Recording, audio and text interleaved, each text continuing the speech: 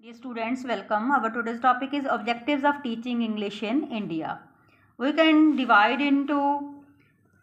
two parts. First is reception and second is expression. In reception, we count listening, silent reading with the comprehension, and in expression, speaking, loud reading and writing skills. Now we will discuss one by one. First is listening. Listening is the first and foremost principle of language learning means सुनना बहुत ज़रूरी है so sufficient listening practice should be given to the child हुण जेकर कोई बच्चा सुन नहीं सकता तो वो लैंग्वेज सिखाने का कोई जो बेनीफिट है वो नहीं होएगा so the child may be able to recognise the sounds correctly जेकर बच्चे ने सुनना आता होएगा वो जी लिसनिंग वो कोल बैटर होएगी वधिया होएगी तो वो जो सारिया साउंड्स ने उन्होंने करैक्टली रिकोगनाइज कर सकता है even when the child learns his mother tongue listening skill comes first जो बच्चा अपनी भावें मदर टंग में सीखता उस टाइम भी वो फस्ट जी लिसनिंग स्किल है वो ही फॉलो करता वो अकॉर्डिंग ही बच्चा सीखता है that is why listening is called as the basis of everything हुण जेकर सानू कोई व्यक्ति क्वेश्चन पुट किया है जेकर असीं सुन नहीं सकते तो असीं उहदा रिप्लाई नहीं कर सकांगे इस करके बेसिक है बेसिक की चीज़ है listening skill is basic for learning a new language और a first language whenever child is not able to utter a correct sound in the mother tongue it is rectified for by the teachers और elder members available in the family but in English listening practice can be given to the child with the help of radio tape recorder and TV means जो listening skill है वो must है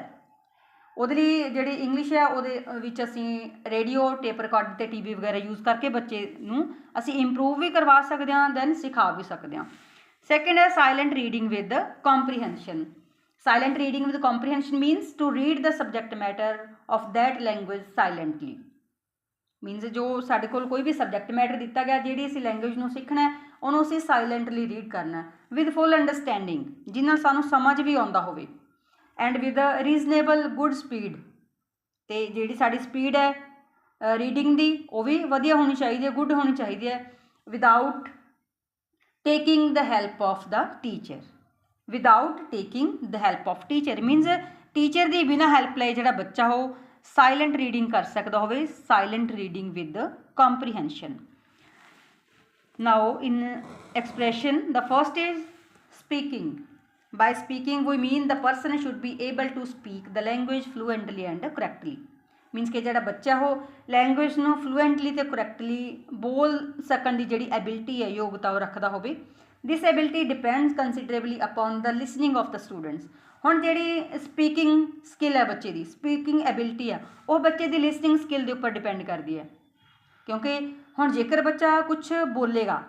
तो कदों बोलेगा जो उसने कुछ सुनिया होएगा अदरवाइज असी बिल्कुल नहीं बोलांगे जे सानू किसी ने कुछ पूछा असी तां ही उहदा जिहड़ा रिप्लाई है करांगे इस करके जिहड़ी स्पीकिंग स्किल है वो लिसनिंग स्किल के उपर डिपेंड करती है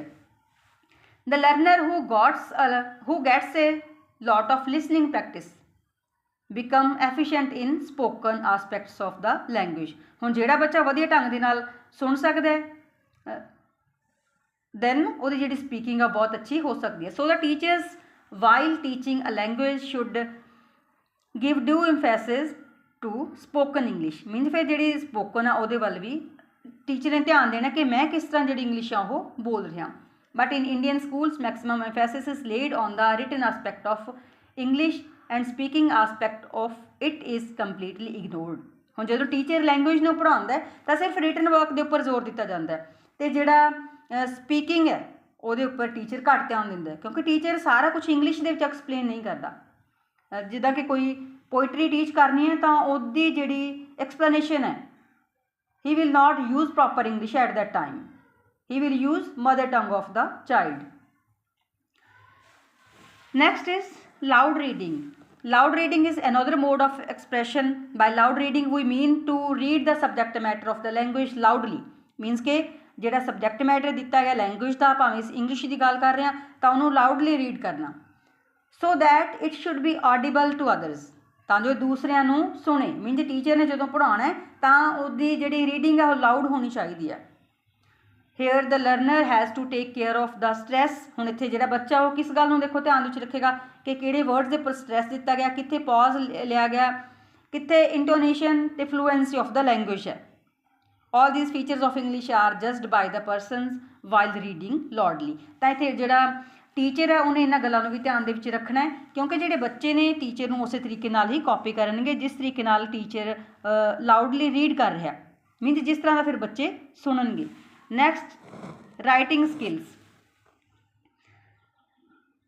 writing is an important mode of expression. ਹੁਣ ਅਸੀਂ ਆਪਣੇ ਜਿਹੜੇ ਵਿਊਜ਼ ਨੇ, ਆਪਣੇ ਥਾਟਸ ਨੇ, ਉਹਨਾਂ ਨੂੰ ਲਿਖ ਕੇ ਵੀ ਐਕਸਪ੍ਰੈਸ ਕਰ ਸਕਦੇ ਹਾਂ। By writing we mean the person is able to express himself through writing. It means ਕੀ ਹੋਇਆ ਕਿ ਜਿਹੜਾ ਇੱਕ ਵਿਅਕਤੀ ਉਹ ਆਪਣੇ ਥਾਟਸ ਨੂੰ ਵਧੀਆ ਢੰਗ ਦੇ ਨਾਲ ਆਪਣੇ ਆਪ ਬਾਰੇ ਲਿਖ ਕੇ ਐਕਸਪ੍ਰੈਸ ਕਰ ਸਕਦਾ ਹੋਵੇ। Without writing skill the learning of the language remains incomplete. ਹੁਣ ਜੇਕਰ ਅਸੀਂ ਇੱਕ ਲੈਂਗੁਏਜ ਬਾਰੇ ਸਿੱਖਣਾ ਚਾਹੁੰਦੇ ਹਾਂ, ਲੈਂਗੁਏਜ ਨੂੰ ਨਵੀਂ ਨੂੰ, ਤਾਂ ਉਹਦੀ ਸਾਨੂੰ ਜਿਹੜੀ ਰਾਈਟਿੰਗ ਬਾਰੇ ਵੀ ਪਤਾ ਹੋਣਾ ਚਾਹੀਦਾ ਕਿ ਅਸੀਂ ਇਹਨੂੰ ਕਿਸ ਢੰਗ ਨਾਲ ਲਿਖ ਸਕਦੇ ਹਾਂ। How we can write this language.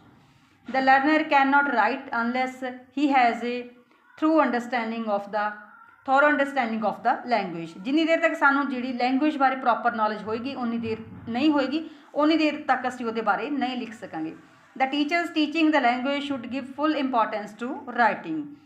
ਦੇ should be encouraged for creative writing. ਬੱਚਿਆਂ ਨੂੰ ਵੀ ਐਨਕਰੇਜ ਕਰਨਾ ਕਿ ਤੁਸੀਂ ਜਿਹੜੀ ਰਾਈਟਿੰਗ ਹੈ ਤੁਹਾਡੀ ਕ੍ਰੀਏਟਿਵ ਹੋਣੀ ਚਾਹੀਦੀ ਹੈ। This can be made possible only if the students are made aware of using the same word in different context by the teachers. ਦੇਖਣਾ ਵੀ ਕਿ ਟੀਚਰ ਹੈ ਜਿਹੜਾ ਉਹ ਕਿਸ ਤਰੀਕੇ ਨਾਲ ਜਿਹੜੇ ਸੇਮ ਵਰਡਸ ਨੇ ਇਨ ਡਿਫਰੈਂਟ ਕੰਟੈਕਸਟ ਦੇ ਵਿੱਚ ਉਹ ਯੂਜ਼ ਕਰ ਰਿਹਾ, ਅਤੇ ਉਹਦੇ ਅਕੋਰਡਿੰਗ ਹੀ ਜਿਹੜਾ ਬੱਚਾ ਉਹਦੀ ਜਿਹੜੀ ਰਾਈਟਿੰਗ ਸਕਿੱਲ ਹੈ ਉਹ ਡਿਵੈਲਪ ਹੋਏਗੀ। ਡੀਅਰ ਸਟੂਡੈਂਟਸ, ਇਸ ਵੀਡੀਓ ਦੇ ਵਿੱਚ ਸਿਰਫ ਇੰਨਾ ਹੀ। Thanks for watching.